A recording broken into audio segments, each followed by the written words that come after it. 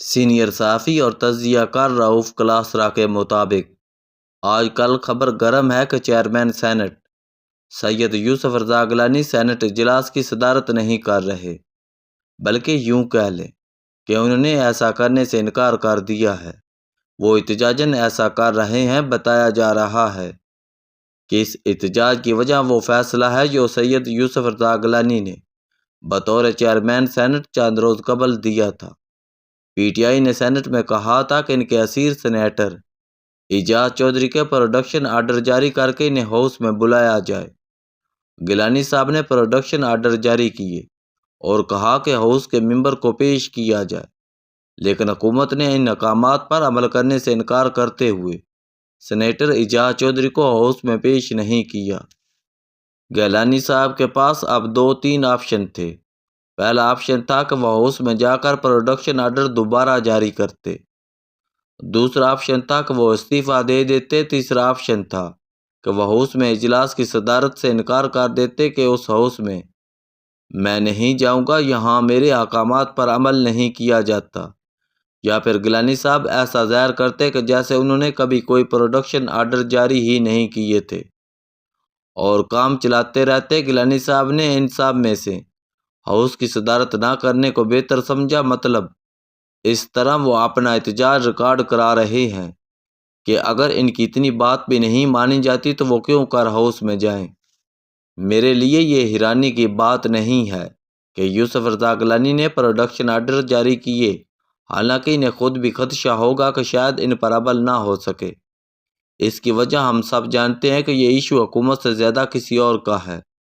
فیصلہ حکومت نے کرنا ہوتا تو وہ شاید دیر نہ لگاتی کہ سینیٹر صاحب کو ہاؤس میں پیش کر دیں، لیکن سوال یہ ہے کہ کیا senate of Pakistan chairman senate Yousuf Raza Gilani یا وزیر اعظم شہباز شریف کا وقار اتنا غیر اہم ہے کہ پوری دنیا کو دکھا دیا گیا کہ جو کرنا ہے کر لو، ہم یہ حکم نہیں مانتے۔ ویسے اگر اعجاز چودھری کو ہاؤس میں پیش کر بھی دیا جاتا تو کون سی قیامت آ جانی تھی۔ جیل میں قید سینیٹر اعجاز چودھری حکومت یا مقتدرہ کا ایک تقریر سے کیا بگاڑ لیتے؟ زیادہ سے زیادہ وہ 1 گھنٹے کی تقریر کرتے، حکومت کے بیانیوں کو تنقید کا نشانہ بناتے، اپنے ساتھ جیل میں ہونے والے سلوک یا اپنے اوپر بنائے گئے مقدمات پر گرجتے برستے، عمران خان سے اپنی وفاداری کا اظہار کرتے، اپنے لیڈر کو مہاتما بنا کر پیش کرتے جس کے لیے وہ کوئی بھی قربانی دینے کو تیار ہیں، اور یہ کہ وہ خان کا ساتھ نہیں چھوڑیں گے چاہے انہیں ساری عمر جیل میں رکھا جائے، وغیرہ۔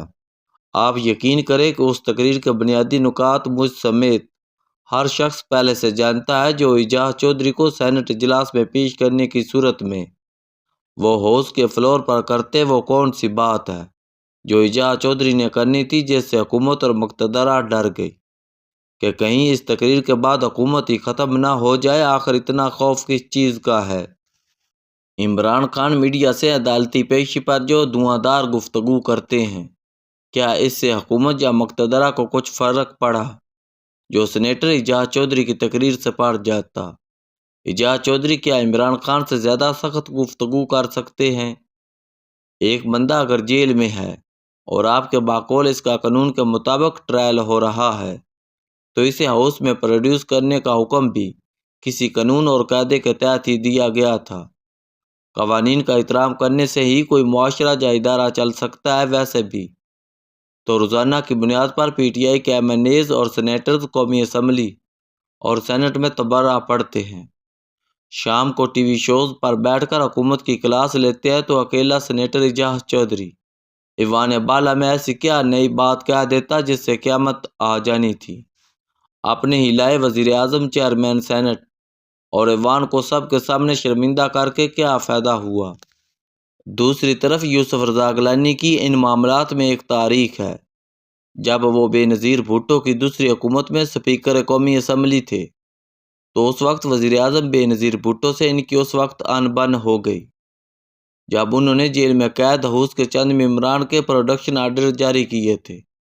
وزیر اعظم بے نظیر بھٹو ان احکامات کو ماننے سے انکاری ہو گئی تھی۔ اس وقت نواز لیگ اور پیپلز پارٹی میں چپکلس عروج پر تھی۔ پنڈی کے شیخ صاحب ہاؤس میں بی بی پر بڑے نازیبا جملے کستے تھے۔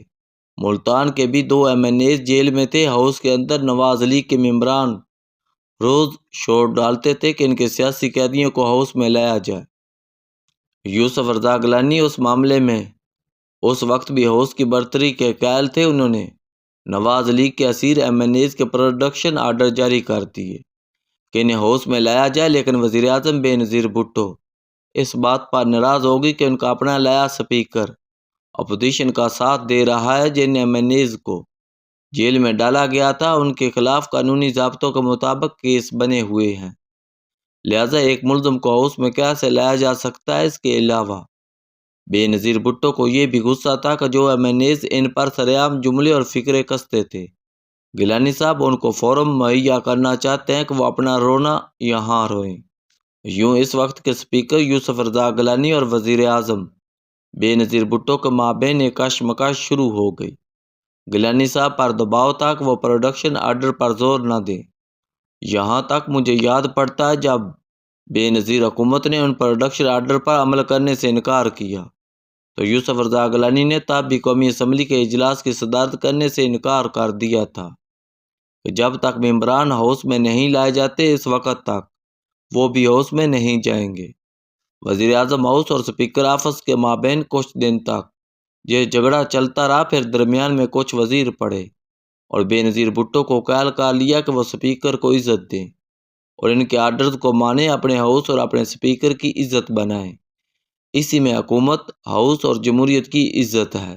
بے نظیر بھٹو کا میں بہت سے معاملات میں ناقد رہا ہوں، لیکن وہ ایک پڑھی لکھی خاتون اور کتاب کی شوقین تھی۔ کتابیں پڑھنے والا بندہ ہمیشہ دلیل مان لیتا ہے، اس کے ذہن میں کچھ وسعت اور لچک ہوتی ہے، وہ اپنی بات پر اڑ نہیں جاتا اور نہ ہی ضد کا مظاہرہ کرتا ہے اگر اسے کوئی مضبوط منطق دی جائے۔ بے نظیر بھٹو میں یہ بھی خوبی تھی اور ان کے بعد یہ خوبی میں نے اپنے مرحوم دوست اور محسن ڈاکٹر ظفر الطاف میں دیکھی کہ وہ بہت کتابیں پڑھتے تھے۔ اگر دوران بحث انہیں کوئی ٹھوس دلیل دی جاتی تو فوراً اپنی رائے بدل لیتے تھے۔ یہی ذہین اور پڑھے لکھے لوگوں کی نشانی ہوتی ہے کہ اگر سامنے سے اچھی منطق دی جائے تو اپنی رائے بدل لیتے ہیں، جبکہ کتابوں سے دور انسان اپنی ضد پر قائم رہے گا اور اسے اپنی انا کا مسئلہ بنا کر اپنے اور دوسروں کے لیے مسائل پیدا کرے گا۔ اسی لیے بے نظیر بھٹو نے یوسف رضا گیلانی کی بات مان لی، اپنی حکومت، اپنے اسپیکر اور ہاؤس کو عزت رکھ لی، چاہے انہیں جتنی بھی کڑوی گولی نگلنا پڑی۔ گیلانی صاحب شاید اسی بھول میں دوبارہ پروڈکشن آرڈر جاری کر بیٹھے اور ناراض ہو کر بیٹھ گئے کہ جیسے بے نظیر بھٹو نے ان کی عزت رکھ لی تھی ویسے ہی اب شہباز شریف بھی رکھ لیں گے۔ لیکن گیلانی صاحب شاید یہ بھول گئے تھے کہ شہباز شریف صاحب ہر کام کر سکتے ہیں سوائے کتابیں پڑھنے کے، لہذا وہ بے نظیر بھٹو والی جرأت دکھانے کی صلاحیت سے محروم ہیں۔